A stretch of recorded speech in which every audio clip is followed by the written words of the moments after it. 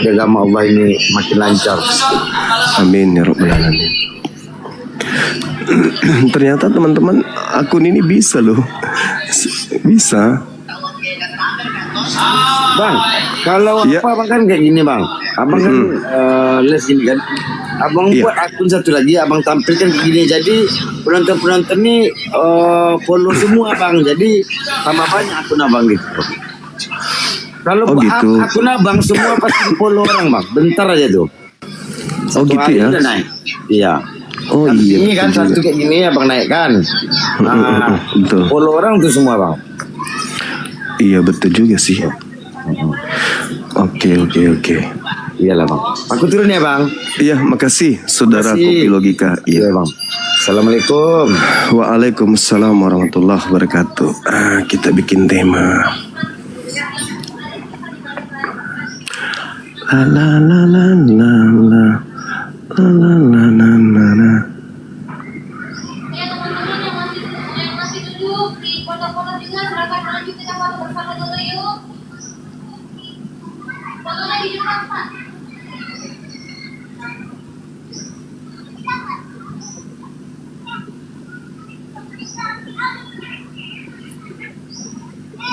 Ya cepat-cepat ya kita foto bersama.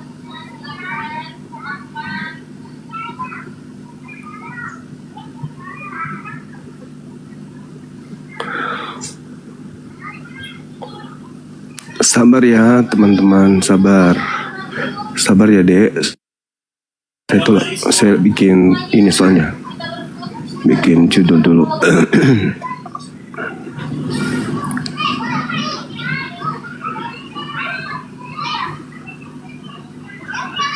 Ayo teman-teman semuanya. Keren judulnya kan. Cie.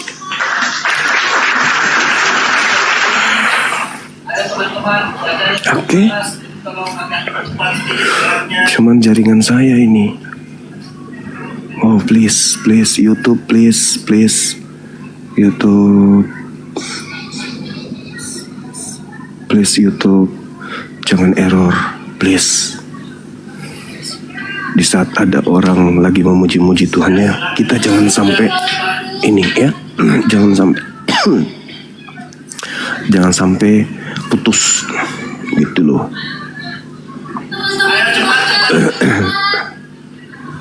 Kencang kali nggak suara teman-teman kita ini dari gereja?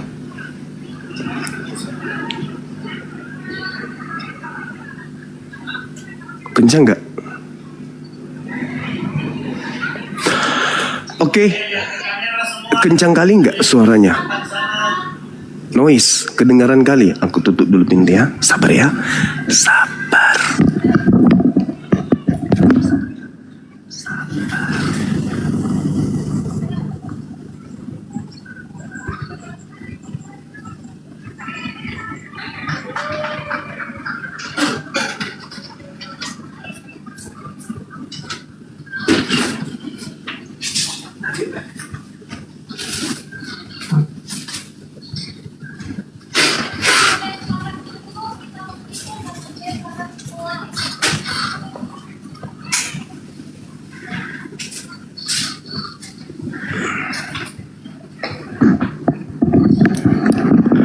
Nggak terlalu kencang kan suaranya? Oke. Baik. Kita naikkan saudara kita yang non muslim, Edis, si CP, siapa lagi? Manusia plastik siapa namanya? Christine. Ayo silakan naik ke sini. Mana kalian? Kalian selalu cari-cari bang supaya ingin berdialog kan? Saatnya kita tempur, jangan ada yang lain. Saudara muslim dibawa dulu. Ya, ada naik. Kita buktikan sampai di mana ilmu mereka. Jangan cuma bisa nipu-nipu jemaat. Naik ke sini. Kita berdiskusi dengan elegan, santai, rileks, berdata tapinya, ya.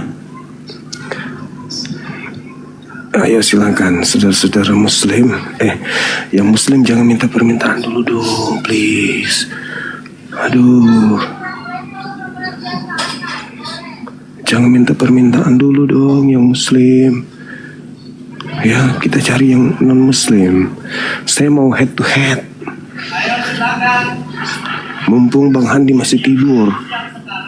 Nah ini bismillah.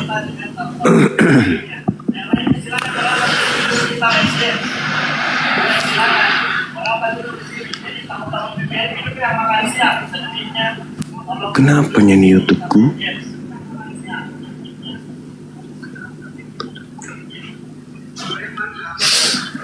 Udah bisa, oke. Halo saudara Robert, selamat pagi menjelang siang bang, apa kabar? Kabar baik. Abang dari sekte mana kalau boleh tahu? Bang, jangan biarkan aku sendiri bang. Akun ini untuk kalian teman-teman Oten. Satu teman kita kesember apa itu? Ini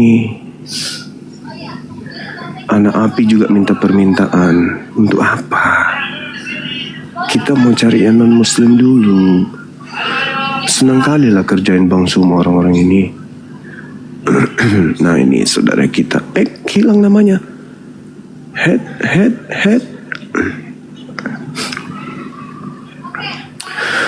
Aduh, sudah jelas-jelas pakai akun api, masih juga minta permintaan. Tunggulah dulu, sabar-sabarlah. Aku cakar juga nanti mukanya ini. Aku mau berdiskusi dengan saudara Kristen supaya disaksikan oleh orang-orang banyak gitu loh.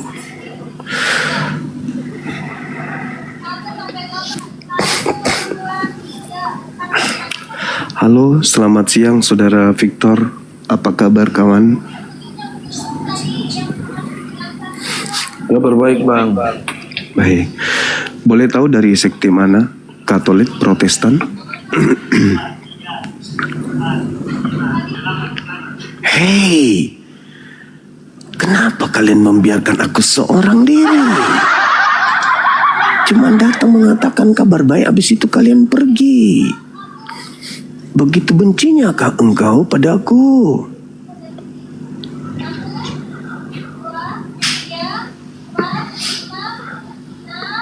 Mana ini teman-teman non muslim. Aku pengen head to head, jangan diganggu dulu. Kalau ada yang penting tinggal di WA aku aja dulu. Jangan dulu di sini. Mumpung saya ada waktu, sore saya mau lihat lokasi.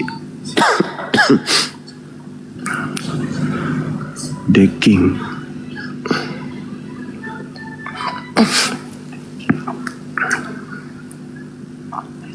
Ayo non muslim, permintaannya silakan naik. Kita diskusi ringan aja. Silakan. Aduh.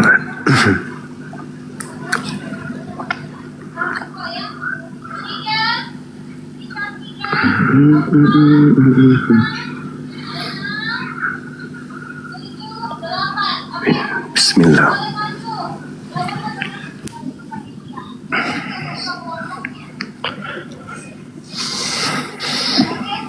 Halo, selamat siang saudara jiwa baru.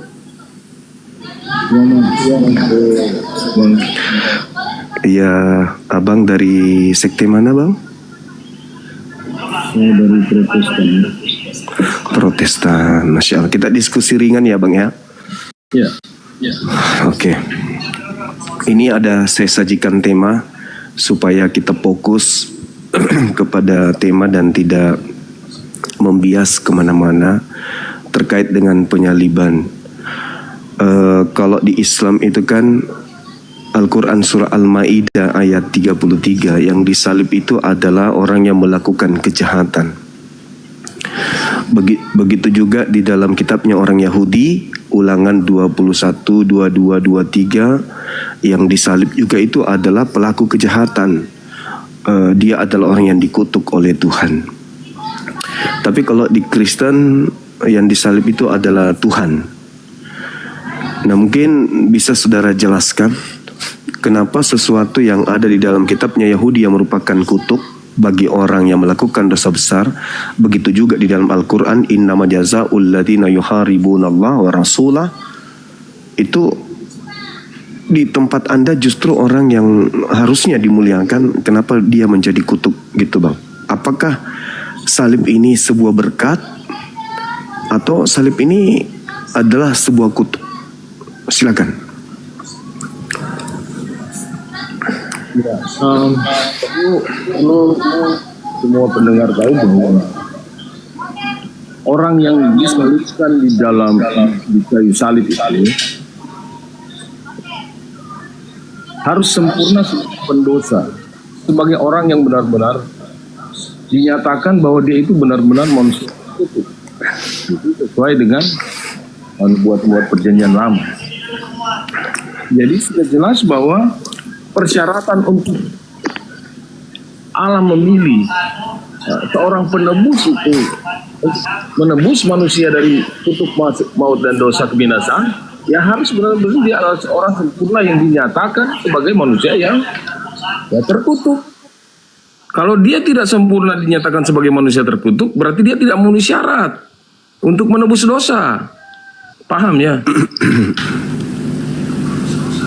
Itu yang memberikan syarat itu siapa Bang? Karena yang setahu saya, yang dikutuk itulah yang disalib. Kalau orang yang dikutuk itu pelaku dosa. Ulangan 21 nomor 22, 23. Apabila engkau menghukum orang karena melakukan dosa yang sepadan dengan hukuman mati, dosanya yang sepadan dengan hukuman mati, maka jangan kau biarkan mayatnya semalam-malaman, sebab orang yang dikutuk oleh Elohim tidak boleh menyentuh tanah yang diberikan Tuhan kepada Bani Israel. Artinya kutuk itu berlaku kepada yang disalib. Tidak ada hubungannya dengan harus suci, bersih. Justru yang dikutuk ini adalah orang yang justru yang disalib ini adalah orang yang dikutuk. Itu Bang. Kenapa jadi yang disalib ada orang yang suci itu? Yang memutuskan bahwa yang disalib itu harus orang suci itu siapa yang memutuskan kayak gitu abangku? Silakan. Ya memang kan sudah dinubuatkan bahwa dia akan terhitung dari antara orang-orang pemberontak. Dia terhitung sebagai orang kriminal. Dia terhitung sebagai orang pendosa. Tapi apakah dia yang melakukan itu? Bukan, jangan salah. Apakah dia orang yang harusnya dia yang manusia terkutuk? Sebenarnya bukan dia hanya substitusinya kita manusia yang mau ditebus oleh Tuhan. Tidak ada dosa di dalam kehidupannya dia. Selama dia itu ada.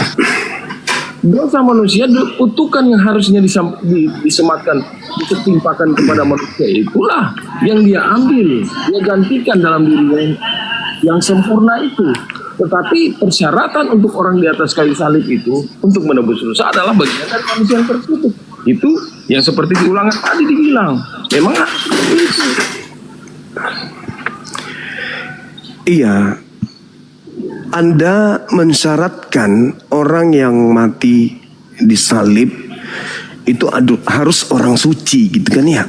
Sementara tradisi salib itu hanya ada dua yang menganutnya. Pertama Yahudi. Yahudi menyalibkan orang dikarenakan orang itu dikutuk oleh Elohim karena melakukan dosa besar. Orang itu. Romawi juga melakukan hal tersebut kalau mereka itu pelaku kriminalisasi atau pelaku kejahatan, menjadi musuh negara, itu disalibkan. Kristen gak ada hadir pada saat itu, gak ada. Pada saat penyaliban terjadi yang didasari atas kutukan Tuhan terhadap oknum yang disalib ini, Kristen gak ada. Tiba-tiba saja muncul Kristen ini mengajarkan bahwa yang disalib itu adalah penebus dosa. Padahal yang disalib itu adalah orang yang dikutuk oleh Elohim. Makanya Paulus ini kemudian mengutip, sebab ada tertulis terkutuklah dia. Terkutuklah dia yang digantung di atas tiang salib. Tertulisnya itu di mana? Tertulisnya di Ulangan 21, 22, 23. Berarti yang disalib ini adalah oknum yang dikutuk oleh Elohim. Pertanyaannya, apakah Yesus itu orang yang dikutuk oleh Elohim? Kalau tidak, berarti bukan Yesus yang disalib. Gitu Bang. Jelas bahwa yang digantung itu, persyaratan untuk digantung menjadi penebus itu, orang yang dihukum mati itu harus orang benar-benar dan dinyatakan secara hukum Taurat adalah orang yang tertutup. Nah, berarti kalau hukum Dia adalah dia orang yang berbuat dosa. ya, Pernahkah dia tercatat di dalam perjalanan hidupnya 33 tahun dia melakukan kejahatan? tidak pernah. Oleh karena itu bukan dia. Justru itu. Iya. Justru harus manusia. Saudara, sekali lagi. Syarat untuk disalib menurut tradisi Yahudi apa? Oh, kalau Yahudi jelas dia karena dia pembuat dosa Nah, kejahatan. pembuat dosa. Kalau syarat Taurat, syarat menurut Taurat agar orang itu disalib Yahudi apa? dan Taurat kan itu sama dia pakai. Sabar, enggak, bukan. Menurut Taurat, syarat untuk disalib menurut Taurat itu apa? Ya itu yang harus dibunuh, harus mati kalau misalnya Ya, orang. syarat untuk disalib menurut Taurat itu apa? Syarat untuk. Gimana ini pertanyaannya? Loh, syarat untuk disalibkan seseorang menurut Taurat apa syaratnya? Syarat menurut Taurat. Yes dong. Kan Paulus mengutip Taurat, Bang. Sebab ada tertulis, ulangan itu kan Taurat. Nah, syarat disalib menurut Taurat itu apa? Ya itulah, karena dia memenuhi semua karakter bukti-bukti bahwa dia itu seorang yang harus mati, harus dihukum mati. Karena apa dia harus dihukum mati menurut Taurat? Karena dia adalah Ya dia adalah pelaku dosa kan, pelaku kejahatan. Nah, sekarang pertanyaannya, Yesus ini melakukan dosa apa? Apa yang dilakukan? Dia tidak melakukan dosa. Berarti tidak memenuhi syarat. Iya. Kan syaratnya harus melakukan dosa yang sepadan dengan hukuman mati. Itu syarat Taurat. Anda mengatakan Yesus tidak pilih dosa. Berarti tidak memenuhi syarat. Mana yang betul? Dia datang ke dunia untuk menggantikan kita. Ya itu konsep di Kristen, abangku. Saya ngerti kalau itu Kristen punya resep, punya konsep. Itu Kristen punya itu konsep. Kita harus mendudukkan hukum salib itu adalah asalnya dari Bani Israel dulu. Dasar-dasar penyaliban terjadi terhadap oknum karena dia memenuhi syarat. Apa itu? Melakukan dosa yang sepadan dengan hukuman mati. Dan orang ini adalah orang yang dikutuk oleh Elohim. Itu syaratnya. Apakah Yesus memenuhi dua syarat tersebut? Jelas dia memenuhi itu. Oke, tolong tunjukkan dosa Yesus apa? Yesus tidak melakukan dosa, tetapi Yesaya 53 ayat Tidak 5. melakukan dosa. Tidak melakukan dosa berarti dia tidak memenuhi syarat. Allah menunjukkan kakinya. Yang Tidak ada syarat itu, kawan. Syarat itu nggak ada. Itu syarat yang dibuat-buat oleh Aliteng. Loh, sekarang tunjukkan syarat itu tertulis di mana di dalam kitab Taurat. harusnya memang harusnya dia tidak disalibkan. Nah, Bagaimana itu berarti yang disalib. Caranya dia mau menyelamatkan manusia itu dari hukuman dosa. Bagaimana caranya? Dia harus berkenosis, dia harus turun, dia harus jadi itu Kristen. Saya minta syarat penyaliban menurut Taurat karena Yesus ini hidup di zaman Taurat. Yesus hidup di tengah-tengah Bani Israel. Yesus tidak hidup di Romawi. Jadi kalau dikatakan syaratnya adalah satu, dia harus melakukan dosa yang sepadan dengan hukuman mati. Yang kedua, dia dikutuk oleh Elohim. Dan ini tidak ditemukan terhadap Yesus. Maka siapa yang memenuhi syarat? Yudas melakukan dosa. Sudah, tunggu. Yudas melakukan dosa yang sepadan dengan hukuman mati. Apa itu? Suap. Yohanes 12, dia disuap. Kemudian di dalam kitab Amsal 23, nomor 17. Yang makan suap ini, Amsal 17:23, yang makan suap ini adalah yang dikutuk oleh Tuhan. Dia yang disebut orang fasik. Kemudian Ulangan 27 nomor 25, terkutuklah orang yang makan suap. Berarti yang memenuhi syarat untuk disalib bukan Yesus tapi Yudas.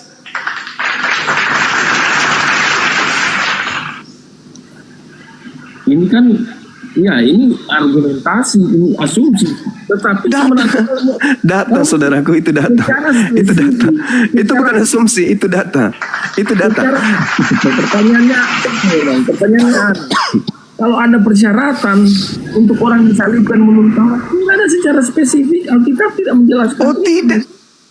Memang Ulangan 21. hukuman Ulangan mati. 21 nomor 22 23. Hah, Memang itu hukuman syaratnya. Syarat Syarat disalib menurut hukum Taurat itu adalah melakukan dosa yang sepadan dengan hukuman mati. Syarat orang disebut dikutuk Elohim ketika Elohim sendiri yang mengutuknya. Ulangan 27 nomor 25. Terkutuklah orang yang makan suap. Siapa yang makan suap antara Yesus dan Yudas? yang melakukan Yudas lah. Ya Yudas. Iya. Terus kenapa harus Yesus? Yang melakukan dosa itu yang harus terkutuk siapa? Manusia kan? Iya, manusia. Kutuk manusia. Justru itulah dosa manusia itu disubstitusikan kepada Tuhan Yesus untuk diri Oh, sendiri. tidak bisa Lalu begitu. Tidak ada. Enggak ada. Tidak ada. Saudara, tidak ada syarat itu di dalam ajaran Yesus bahwasanya dosa ditebus dengan menggunakan orang benar. Enggak ada.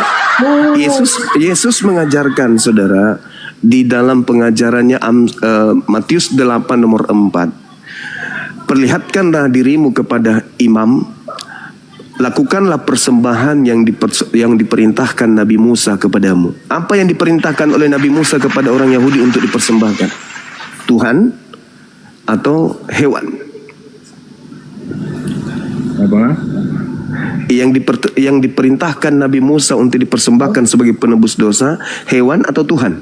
Kalau zaman Musa, zaman Taurat kan darah hewan, masih hewan. Nah, hewan, Ya. hewan kan? Hewan. Beda dengan perjanjian lama, perjanjian baru.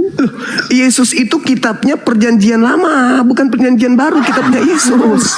Tetapi justru setelah dia ada, hidup dan dia menjadi tumbal, dia menggantikan kita Jadi dari tumbal. dosa kita. Ya, harusnya kita yang disalib, dialah yang naik, dia yang menggantikan kita. Karena itu Lucu. ada Itu di mana poin? tentang kekristenan.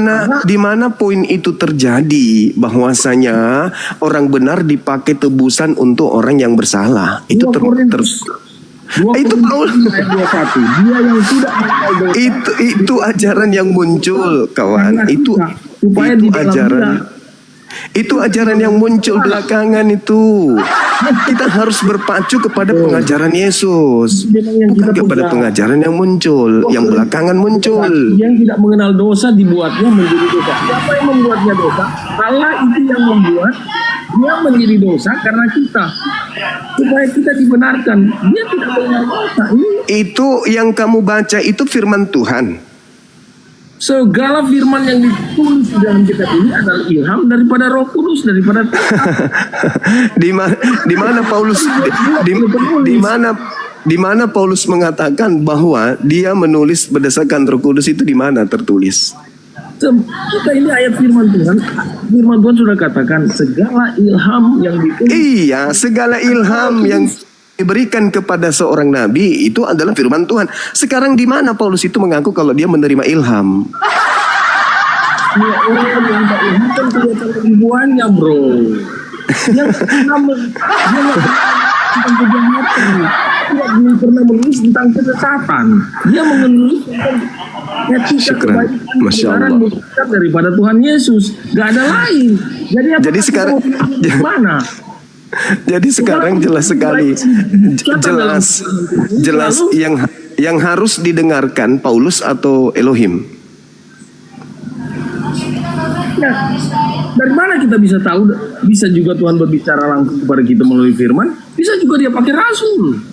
Enggak, saya tanya dulu. Yang mana yang harus kita dengarkan? Elohim kah yang berfirman Bisa. kepada nabi-nabi Yahudi atau Paulus? Bisa Paulus, kenapa Paulus kita tidak bisa dengar? Di mana kemudian Paulus diutus sebagai nabi? Kembali lagi yang diganti bagaimana dia orang. Yang di Damsik itu beda lagi, itu tema beda lagi. Yang datang kepada Paulus, di Damsik itu bukan Yesus. Sekarang kita kembali ke tema kita ini, Bukan kawan. Yesus. Padahal Yesus sendiri sudah aku ialah Yesus yang kau aniaya. Kok bilang Bukan, Yesus? itu Kristus palsu yang membawa-bawa nama Yesus. Sekarang kita kembali kepada tema ini. Salah menulis. Kembali ke tema kita, kawan. Salib itu berkat atau kutuk? Aduh, itu mahal sekali bagi kita. Karena kalau bukan salib itu kita nggak bisa ditebus. Saya ulang lagi. Salib itu berkat atau kutuk? Berkatlah untuk kita. Dalilnya di mana? Tunjukkan ke saya. Dalil. Kalau saya katakan salib itu adalah kutuk, saya jelas katakan di dalam Al-Quran surah Al-Maidah ayat 33, di dalam Ulangan 21 nomor 22-23, salib itu adalah kutuk Tuhan.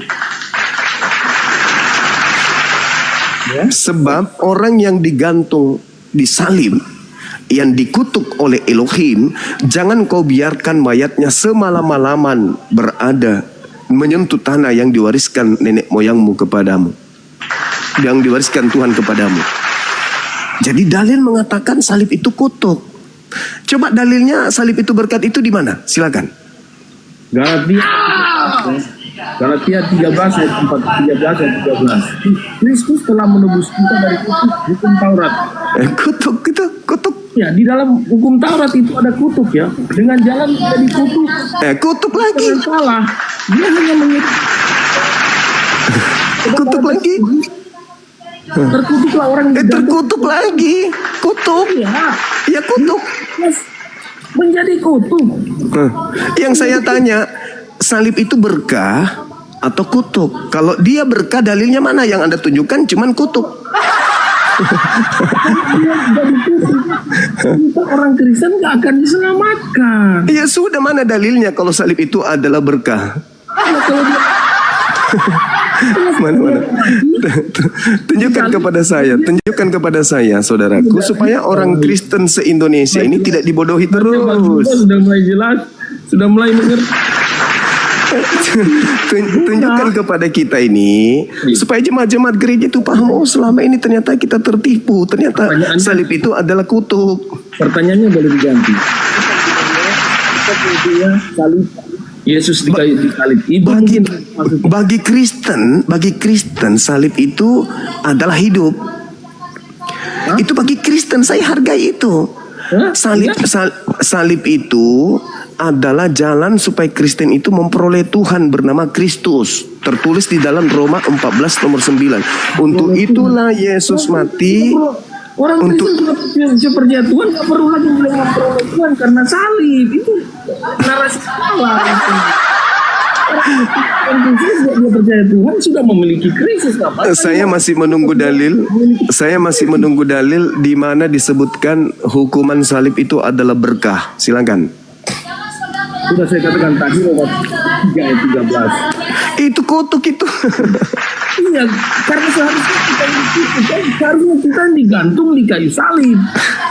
Harusnya kita salib itu kutuk. Iya, ketika Anda kemudian yang harusnya dikutuk, dipindahkan kutuk itu kepada Yesus, ya kan? Ya. Kalau Anda yang disalib, wajar Anda melakukan dosa yang sepadan dengan hukuman mati. Saya nggak mau saya dong. Nah itu dia. Anda saja tidak mau.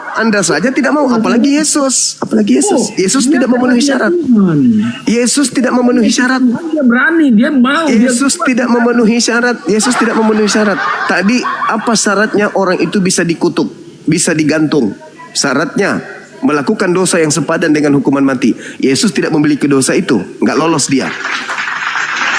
Yang kedua, Dia orang itu, menggantikan. yang kedua orang itu dikutuk. Orang itu dikutuk oleh Elohim. Yesus bukan orang dikutuk. Tidak lolos lagi. Satu-satunya kandidat yang bisa menggantikan dosa kalian di atas salib itu hanya Yudas. Nah, ada itu Yudas ini. Orang yang dia bendahara yang suka makan uang gitu, bukan? Itu ketahuan. Terima kasih Anda sudah mengupas itu. Itulah sebabnya dia dikutuk. Yudas itu tidak Ulangan dinubuatkan 21, Ulangan Dia nggak 27. dapat. Terkutuklah orang yang makan uang. Ayo, uang 700 suap. tahun sebelum Yesus lahir sudah dinubuatkan dia akan naik di kayu salib. Gak ada hubungannya itu, gak ada hubungannya. Anda hanya mencocok-cocokkan kitabnya Yahudi. Gak ada hubungannya. Gak ada hubungannya. 1700 tahun. Syarat di salib pertama melakukan dosa besar yang sepadan dengan hukuman mati. Siapa yang memenuhi syarat keduanya? Antara Yesus dan Yudas. Yesus tidak ada dosa, Yudas dosa, dikutukan. Dia yang dikutuk. Ulangan 27 nomor 25. Terkutuklah orang yang makan suap. Yudas lolos. Dia yang harus duduk di situ. Nah, sekarang Anda mengatakan bahwasanya harusnya kalian yang disalibkan karena kalian yang melakukan dosa. Tetapi diserahkan kepada orang yang disalib itu untuk menggantikan kalian. Sementara syarat untuk duduk sebagai orang yang ada di gantung itu harus memenuhi dua syarat. Melakukan dosa besar yang sepadan dengan hukuman mati. Yang kedua, dia dikutuk oleh Tuhan. Yesus tidak memenuhi dua syarat itu. Berarti yang digantung itu adalah Yudas Iskariot. Yesaya 53 ayat 10 ya. Saya baca. Tetapi Tuhan berkehendak meremukkan dia dengan kesakitan. Apabila ia menyerahkan diri kepada penebus salah, dia akan melihat umurnya akan panjang dan kena. Enggak cocok itu, enggak cocok. Karena Yesus tidak memiliki keturunan. Meremukkan dia memang. Dia harus digantikan. Yesaya itu, Bung, Yesaya itu tidak ada hubungannya dengan rencana dan ketetapan Allah. Saudara, kitab Yesaya itu kalau Anda baca dari bab 1, Yesaya itu hanya untuk raja-raja Yehuda, tidak ada hubungannya dengan orang Katolik, Roma, Yunani, Kristen, Belanda, Indonesia. Jadi Anda hanya mengambil mencocok-cocokkan supaya ajaran pagan ini masuk ke situ, menganggap bahwa ajaran Anda itu adalah benar. Maaf, tak ada hubungannya itu, kawan. Nah, sekarang Perjanjian lama, Matius 27 ayat 22. Jika begitu, apakah yang harus kuperbuat dengan Yesus yang kau sebut Kristus? Ini kata Pilatus. Dia nggak bersalah loh. nah dia tidak bersalah. Bukan. Memang dia tidak. Nah, sekarang firman Tuhannya Keluaran 23 nomor 7. Dusta jangan kau hembur-hemburkan. Orang yang benar jangan kamu bunuh. Orang yang tidak bersalah jangan kau bunuh. Pertanyaan saya, menurut Elohim, boleh nggak Yesus dibunuh? Menurut Elohim. Menurut Allah, gimana? Jangan kau membunuh orang yang tidak bersalah, jangan kau membunuh orang yang benar. Menurut Elohim, boleh tidak Yesus dibunuh? Kalau Tuhan nggak sebodoh itu bertanya kepada kita kayak pertanyaan itu. Loh, dalilnya ada kok. Mana bisa dia mau bertanya kepada boleh kamu membunuh saya? Dalilnya ada. Keluaran Kalau ada Tuhan 23. mengatakan, boleh enggak kamu Allah membunuh saya? Boleh enggak kamu membunuh? Tidak mungkin ada. Ini teman-teman sekalian sudah mulai cari Siapa itu? pelampung Elohim. kemana-mana. Dalilnya mengatakan, jangan kau membunuh orang yang tidak bersalah, jangan kau bunuh orang yang benar. Pertanyaan saya, menurut Elohim, boleh tidak membunuh Yesus? Mana Elohim itu berbicara tentang hukum itu kepada siapa tujuannya? Keluaran Kepada bangsa yang berbeda, kepada umatnya, atau kepada dirinya sendiri? Keluaran 23 nomor 7 nomor 8. Jangan kau membunuh orang yang benar, jangan kau membunuh orang yang tidak bersalah. Pertanyaan saya, menurut Elohim, boleh tidak dibunuh Yesus ini? Menurut Elohim, Kita aja punya hukum positif. Kita membunuh, kita akan dipenjara. Kalau Tuhan bertanya bolehkah membunuh Yesus, nggak ada pertanyaan apa. Dia bertanya kepada bolehkah saya bunuh kepada diriku sendiri. Itu kan pertanyaan konyol itu, nggak mungkin. Perintah Tuhannya, bro. Yesus itu Jangan siapa? kau membunuh. Yesus itu- Jangan kamu membunuh orang yang Yohanes tidak 10 ayat 30. Aku dan Bapa adalah satu. Karena bisa Bapa mengatakan saya membunuh kepada diriku sendiri. Gak bisa lah, boleh saya bunuh kepada diriku sendiri. Itu kan Oke, hak- teman-teman, kita anggap saudara kita jiwa baru ini tidak sanggup ya. bukan tidak sanggup. Oke, saudara, salam kena Ini dari Bang susah Suma. ini. Bang Suma ini sudah lari. Iya, memang susah. Baik-baik. Iya, nggak apa-apa. Pertanyaan yang mengatakan bolehkah saya membunuh ini Tuhan Yesus Allah? Iya, saudara, saya hargai Gimana pandangan mengatakan boleh saudara. nggak saya bunuh diriku sendiri? Tanya lagi kepada manusia. Manusia siapa yang konyol yang bisa bilang, oh Tuhan kamu boleh bunuh diriku sendiri? Ini kan nggak mungkin. Ini pertanyaan Saudara-saudara kita, Muslim kalau jangan bertanya. minta permintaan dulu ya. Kalau bertanya Iya, kawan, kita iya. akal. Harus tahu dulu Iya. pertanyaannya apa. Iya. Memang tidak masuk akal. Iya. Iya. Masa Elohim bertanya boleh nggak aku membunuh Yesus? Padahal dalilnya tidak begitu. Dalilnya tidak begitu. Jangan kau membunuh orang yang benar. Jangan kau membunuh orang yang tidak bersalah. Pertanyaan saya, boleh tidak Yesus itu dibunuh menurut Elohim? Itu pertanyaan Menurut saya. Allah, menurut Ya. Tuhan, Ya. menurut Tuhan, menurut Ya, Yesus. boleh nggak? Saya kalau Boleh, saya boleh tidak Yesus yang orang benar ini dibunuh menurut Tuhan? Allah itu Tritunggal, Allah itu Tritunggal. Enggak Yesus nyambung adalah kan? daging. Enggak nyambung. Enggak nyambung kan benar. Enggak nyambung. Iya. Allah kita orang Maaf saudaraku, saya menghargai saudara ya. Allah Tapi itu dalam boleh nggak dia bunuh dirinya sendiri? Tidak mungkin. Tidak bisa. Iya. Oke. Saudara Ayo saudara gimana narasi kita itu? kita sambut tamu kita dulu, saudara jiwa baru. Iya. Halo saudara Kes Juntak dari sekte mana bang? Assalamualaikum. Waalaikum, dari sekte mana? Seksi apa ini Bang Juma? Yang naik di sini Oten bang, yang naik di sini Oten untuk berdiskusi dengan kita. Kalau saya Muslim Bang Juma. Oke, saudaraku terima kasih. Di mana, tinggal di mana saudaraku ini? Di Padang Serimpuan Bang Juma. Padang Sidampuan itu Sumatera ya? Ya, Sumatera Utara. Iya, saya mau berdiskusi dengan saudara saya Kristen, saudara kita Kristen.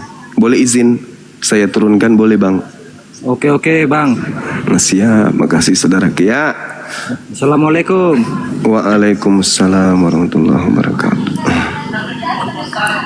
Bang Suma, boleh saya enggak tanya? Ya, silakan, tema kita masih ada kok sih. Kalau misalnya Tuhan sendiri yang turun ke dunia, dia sendiri yang berinisiatif Hancur dunia ini bang, kalau Tuhan turun ke bumi. untuk menggantikan kita supaya kita diselamatkan. Bisa enggak dia melakukan itu? Kalau manusia Tuhan sudah berdosa, terus dia datang ke dunia untuk menjadi tumbal atas dosa kita. Enggak ada. Itu konsep pagan itu bang, itu konsep pagan. Tuhan itu Tuhan menghapuskan dosa cukup dari langit. 2 Tawarik 14 nomor 7. Aku mendengarkan umatku dari langit dan mengampuni dosa mereka dari langit. Ngapain dia turun ke bumi, hancur bumi ini? Abang pikir Tuhan itu kecil? Tuhan itu maha besar. Manusia melakukan dosa dengan apa? Dengan darah dan daging.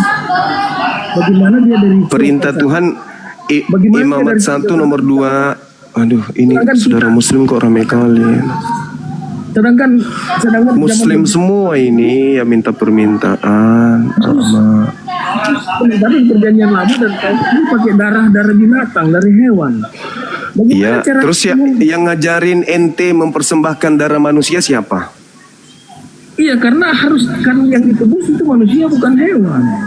Lah, Imamat 1 nomor 2 katakan kepada orang Israel, apabila mereka hendak mempersembahkan kurban penebus dosa, hendaklah mereka mempersembahkan kambing, domba, sapi, lembu. Nggak ada manusia bang, nggak ada. Itu cara Taurat itu. Taurat tidak bisa menebus dosa manusia. Ya sudah, berarti ajaran Anda dengan ajaran Yesus beda. Enggak. Itu bilang. Di mana Yesus mengajarkan mengorbankan manusia? Di mana? Di mana? Di mana Yesus mengajarkan mengorbankan manusia untuk nebus dosa? Yesus mengajar. Di mana? Di mana? Konyol. Mana Tuhan Yesus pernah membuat seperti itu? Oke, saudara Novi, saudara jiwa baru, silakan Anda belajar lagi ya, saudaraku ya. Saya izin untuk turun. Maafkan saya kawanku, maafkan aku. Oke, saudara Novi, dari sekte mana, Mbak?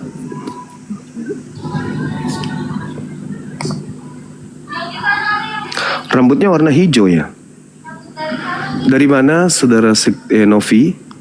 Dari sekte mana? Gereja mana maksudku? Silakan.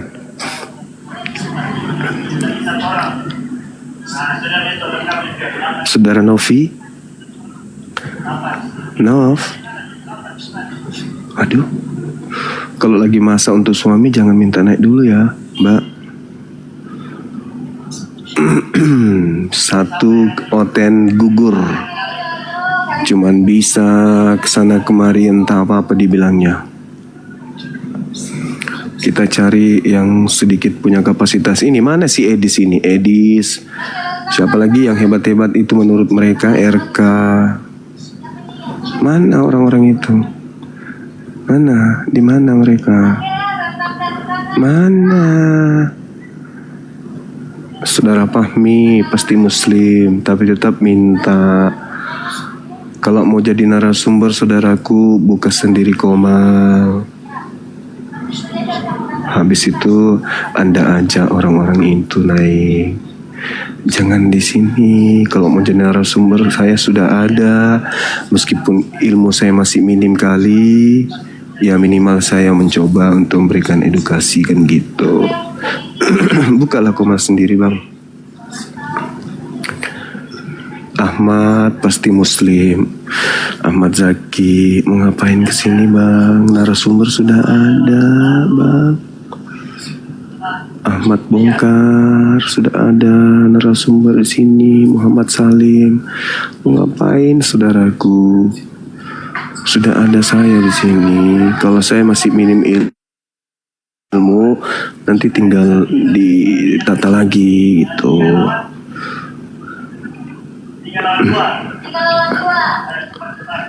Kelamaan soalnya nyari. 3 lawan 2. Iya, saudara Pentol Halena dari gereja mana? Saudara silakan. Assalamualaikum warahmatullahi wabarakatuh, Bang Suma. Waalaikumsalam warahmatullahi wabarakatuh, Abang. Ya, ulun dari Kalimantan Selatan ini menyimak saja, Bang Suma. Oh iya, Bang. Terima kasih. Waalaikumsalam warahmatullahi wabarakatuh. Assalamualaikum. Iya, silakan.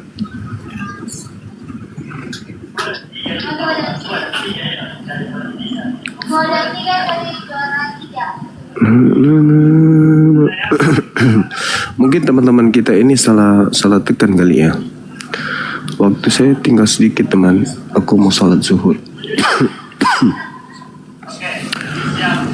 Saya sibuk untuk mencari naik turun untuk menaikkan orang oten.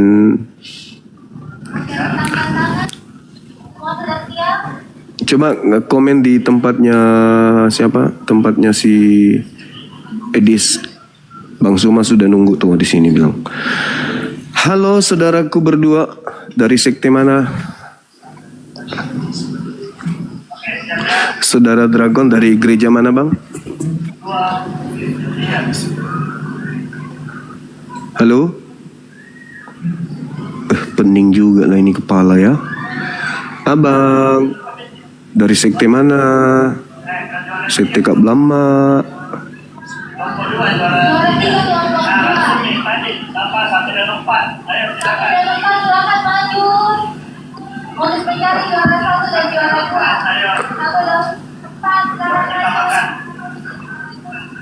Silakan teman-teman yang mau diskusi dari Oten, tapi yang Islam gak usah saat ini saya belum butuh diskusi dengan saudara muslim saya.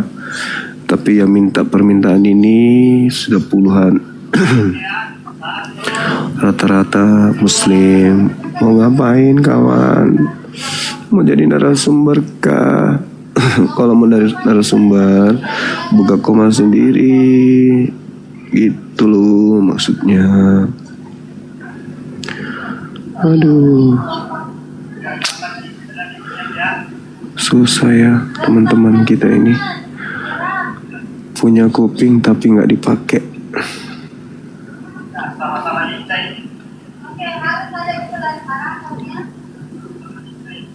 Ya habis aja ini waktu saya muter-muter ini nyari Oten Hadi Al-Farisi. Apalagi kawan. Halo, selamat siang. Ya, dari gereja mana, saudara Erfun? Gereja Protestan. Protestan, oke. Tentu abang tadi sudah mendengarkan bagaimana saya berdiskusi dengan salah satu teman kita yang juga dari Protestan, kalau nggak salah ingat tadi, terkait dengan tema ini. Karena di Al-Quran juga membahas salib, di Bible juga membahas salib. Jadi kitab kita sama-sama membahas salib. Nah, yang ingin kita bahas di sini adalah apakah penyaliban itu berkah atau berkat, atau justru penyaliban itu adalah kutuk. Silakan Anda bernarasi duluan. Saya opret YouTube dulu. Ya. Jadi dalam keimanan kami, penyaliban Yesus itu benar terjadi. Iya. Dan sia-sia keimanan Kristen jika Yesus tidak mati di salib. Jika Yesus tidak mati dan bangkit, maka sia-sialah keimanan Kristen, sama saja. Nah, memang banyak orang, banyak apalah yang berusaha menyatakan bahwa Yesus itu tidak disalib lah, tidak bangkit lah. Kalau Yahudi itu mengakui Yesus disalib, tetapi Yahudi tidak mengakui kebangkitan Yesus, tetapi penyaliban itu dia dalangnya. Yahudi itu dalang penyaliban, eksekutornya Romawi. Itu. Jadi namun Islam tidak mengakui penyaliban dan tidak mengakui kebangkitan. Yang adanya diserupakan. Jadi sebenarnya dari kami Bang cuma satu sajanya. Kenapa yang di lapangan itu orang Yahudinya, orang Kristen mula-mula itu pun 12 rasul itu pun orang Yahudinya itu, yang ibunya Yesus pun di situ, istri Kleopas pun di situ melihat penyaliban itu. Kenapa yang di Arab yang abad ke-7 ini mengatakan itu tidak pernah terjadi? Begitu. Nggak kuat orang yang belakangan yang membatalkan, sementara orang pelaku langsung yang melihat itu ramai Yahudi sendirinya pelakunya itu, dalang itu Yahudinya itu, orang Farisi itu. Kira-kira gitu Bang Cuma, silakan lanjut. Iya. Jadi gini kawan, penyaliban itu memang terjadi. Islam juga mengakui penyaliban itu ada. Tapi yang disalib itu adalah orang yang dikutuk oleh Tuhan. Kemudian Yahudi juga mengakui di dalam kitab Ulangan 21 yang disalib juga adalah orang yang dikutuk oleh Tuhan. Bahkan Paulus pun mengakui bahwa yang dikutuk di tiang salib itu adalah orang yang dikutuk. Sekarang permasalahannya adalah siapa yang dikutuk Tuhan ini? Apakah Yesus beneran atau Yesus palsu? Karena sebelum kita masuk sampai ke situ, kita harus dudukkan perkara tentang salib ini dulu. Apa salib itu? Apakah salib ini berkat atau salib ini adalah kutuk? Itu dulu. Hukuman salib ini ada di dalam tradisi Yudaism, bahkan tertulis dengan terang di dalam kitab mereka. Kemudian Kristen mengambil salib ini sebagai simbol agama. Silakan, kita tidak melarang itu, kita menghargai. Cuman permasalahannya kita harus dudukkan akarnya dulu. Salib ini berkat atau kutuk dari Tuhan? Itu dulu bang. Kalau mengenai penyaliban menebus dosa saudara Kristen, ya silakan. Silakan aja dengan pola itu, silakan. Cuman kan penyaliban ini dasarnya harus kembali kepada hukum yang dilakukan oleh orang-orang Yahudi. Dan eksekutornya adalah orang Roma. Menurut Elohim, yang dikutuk ini, yang disalib ini, orang yang dikutuk atau orang yang diberkati? Itu dulu.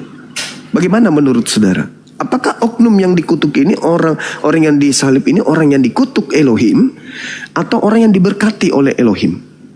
Silakan. Makasih bang. Menurut perjanjian lama, memang yang mati digantung, baik itu tergantung ataupun di kayu salib, itu yang terkutuk. Dia mati terkutuknya itu. Jadi, tetapi menurut cara kematian pemerintahan Romawi, kalau dia orang Yahudi, dia dihukum matinya secara gantung. Tetapi jika dia orang Romawi, dia dipenggal. Karena Yesus itu orang Yahudi, dia digantung. Sebenarnya Yesus itu nggak terkutuk. Yesus nggak bersalah. Bagus. Yesus tidak bersalah. Yang bersalah sebenarnya dia itu dipolitisasi untuk mati. Di kronologisnya yang perlu kita pertanyakan, seperti apanya sebenarnya kematian Yesus itu?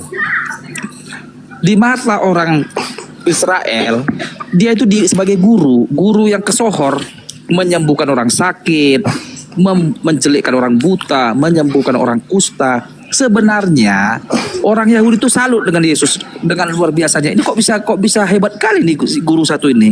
Orang mati pun bisa dibangkitkannya. Hingga pada hari raya Palem, hari raya Pondok Daun, mereka bersorak semua. Terpujilah dia, Hosana, penyelamat bangsa yang datang dari Allah, katanya. Tetapi ingat, jangan silap. Yang di benak mereka tidak seperti yang di benak Yesus. Yang di benak orang Yahudi keramaian pada saat itu, ini Mesias untuk menyelamatkan bangsa Yahudi dari penjajahan Roma. Padahal tidak. Yesus itu menyelamatkan manusia dari penjajahan dosa, bukan dari penjajahan Roma. Kecewalah mereka ini. Dan dimanfaatkanlah itu oleh orang Farisi yang juga tidak mengakui itu Mesias gadung-gadungannya itu, penyihirnya itu katanya. Dia melakukan mukjizat, dia menggunakan iblis untuk melakukan mukjizat. Itunya tuduhan orang Yahudi terhadap Yesus. Nggak percaya dia. Akhirnya dia menggunakan tangan orang Romawi untuk menyalibkan Yesus. Sebenarnya Yesus nggak bersalah, nggak terkutuk dia, menanggung kutuk dia itu. Saya kembalikan kepada tema. Anda tidak menyentuh tema. Pertanyaan saya, orang yang disalib itu adalah orang yang dikutuk oleh Elohim atau orang yang diberkati oleh Elohim? Itu pertanyaan saya, Bang. Secara teori ya, itu orang yang disalib adalah orang yang terkutuk. Nah, secara teori, secara praktis, bukan teori aja. Bukan teori aja, itu praktek. Tidak, tunggu. Anda sudah panjang lebar tapi nggak nyambung. Kan pertanyaannya adalah, apakah yang disalib ini orang yang dikutuk oleh Elohim atau orang yang diberkati oleh Elohim? Kalau dia adalah orang yang diberkati oleh Elohim yang disalib, berarti Yesuslah orangnya. Inilah anakku, kepadanya aku berkenan, aku mengasihinya. Ya kan? Berarti Yesuslah orangnya. Tapi kalau yang digantung di salib itu adalah orang yang dikutuk oleh Elohim, harus jujur. itu bukan Yesus. Karena menurut Paulus nih, ini legitimasi dari Paulus. Di dalam 1 Korintus 1 nomor 23. Salib itu adalah sebuah kebohongan, sebuah kebodohan bagi orang-orang non-Yahudi. Salib bagi non-Yahudi itu adalah sebuah kebodohan. Jadi hanya orang bodoh yang bisa menerima konsep salib itu. 1 Korintus 1 nomor 23. Sedangkan salib bagi orang Yahudi itu adalah batu sandungan. Sedangkan salib bagi orang non-Yahudi itu adalah satu kebodohan. Memang betul. Fakta itu real. Hanya orang bodoh yang bisa kemudian memahami bahwa orang yang dikutuk Elohim itu adalah Tuhan. Hanya orang bodoh. Itu data Paulus, Bang. Itu data Paulus. Makanya saya kembali untuk mempertanyakan tema ini. Apakah yang digantung di atas salib itu orang yang dikutuk oleh Elohim atau orang yang diberkati oleh Elohim? Silakan. Harus tertuju kepada tema kita. Jangan membias kemana-mana. Itu dulu. Oke. Silakan. Salib berkah atau kutuk?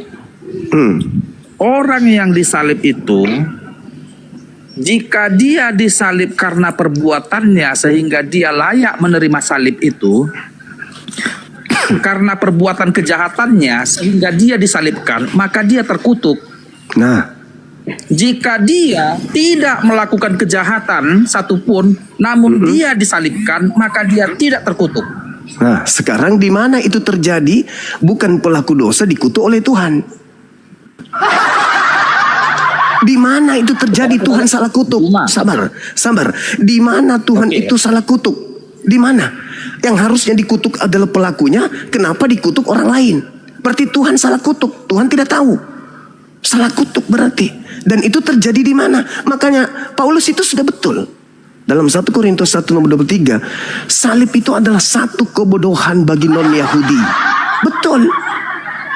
Kalau Tuhan mengutuk orang yang tidak salah sasaran, salah kutuk berarti. Atau kalian yang salah sembah. Ayo silakan tunjukkan di mana datanya Tuhan mengutuk orang yang benar. Karena yang dikutuk oleh Tuhan itu adalah orang yang bersalah. Sedangkan orang yang bersalah, Yesus tidak bersalah. Kenapa dia dikutuk? Berarti salah kutuk.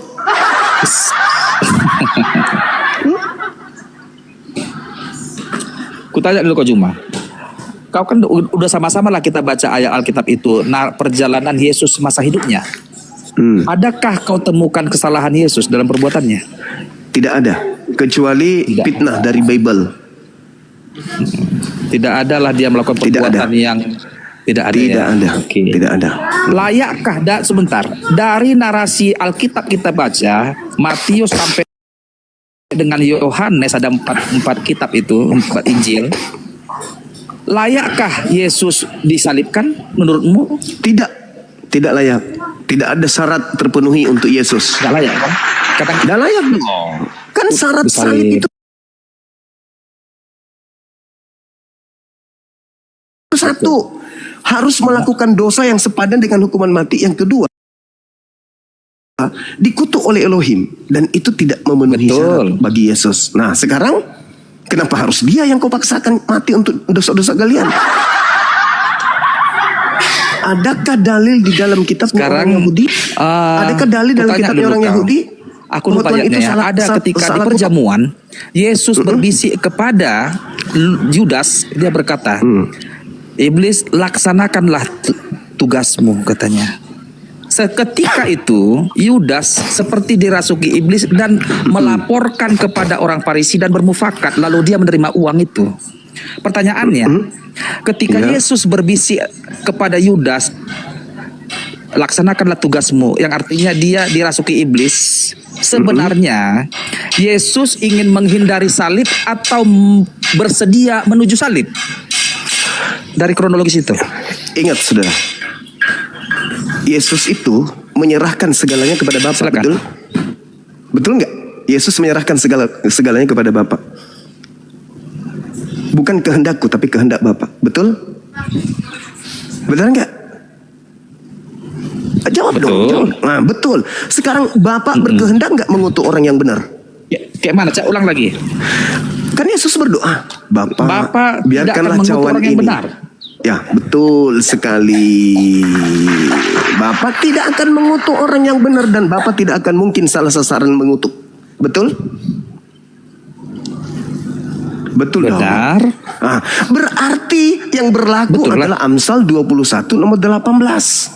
Orang fasik dipakai sebagai tebusan bagi orang yang benar. Pengkhianat dipakai tebusan bagi orang yang jujur. Ketika orang Yahudi, imam kepala mahkamah agama, orang Farisi berkongkok-kongkok ingin menyalibkan Yesus, kira-kira Bapak yang mengutusnya, yang mengasihi, yang mencintainya ini membiarkan gak?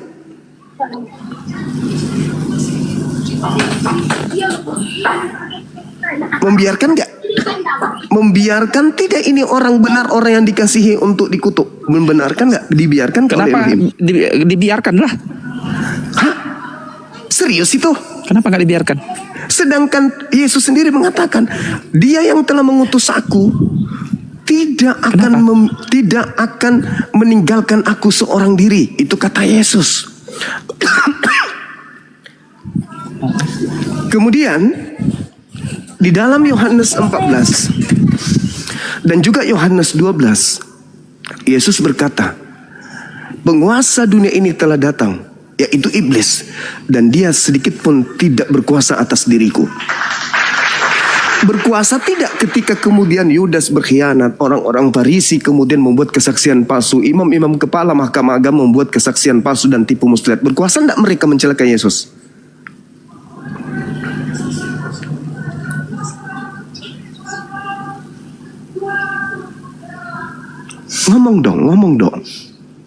Ngomong dong bang.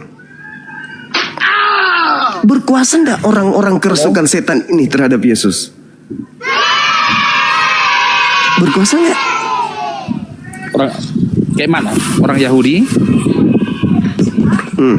Ketika iblis merasuki Yudas, ketika kemudian iblis merasuki imam kepala mahkamah agama dan semuanya untuk kemudian melakukan kesaksian palsu dan tipu muslihat agar Yesus itu dibunuh, berkuasa enggak mereka?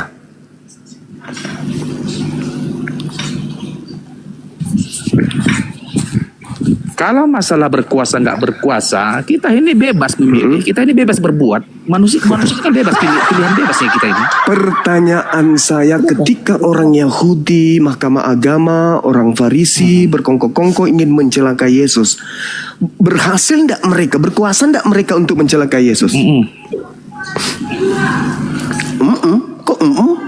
Kok Pertanyaannya sederhana, berkuasa tidak orang Yahudi? Kok pura-pura bingung abang ini? Kenapa pura-pura bingung bang? Bukan begini pertanyaanmu, berkuasa nggak orang? Sebentar, aku lagi pertanyaanmu ya Juma ya. Berkuasakah orang Iya. Yahudi mencelakai Yesus? Yes. Begitu. Iya. Jawabanmu apa? Diam. Macet. Berkuasa Atau pik. Berkuasa enggak? Tidak, kenapa macet? Tidak berkuasa. Berkuasa atau berkuasa? Begini. Memang sebentar, aku kan belum ku jawab. Sebentar dulu. Iya, karena Biar ku jawab macet. dengan tegas. Macet. Berkuasa enggak Sebentar. orang Yahudi, imam kepala mahkamah agama, orang Farisi, iblis yang merasuki Yudas untuk mencelakai Yesus? Berkuasa Iya. enggak mereka? Tidak satu pun berkuasa kepada Yesus. Yesus yang berkuasa atas diri sendiri. Yesus menyerahkan kepada dirinya atau kehendak Bapaknya? Yesus berkuasa atas dirinya sendiri. Jikapun dia berkata kehendak Bapa, jangan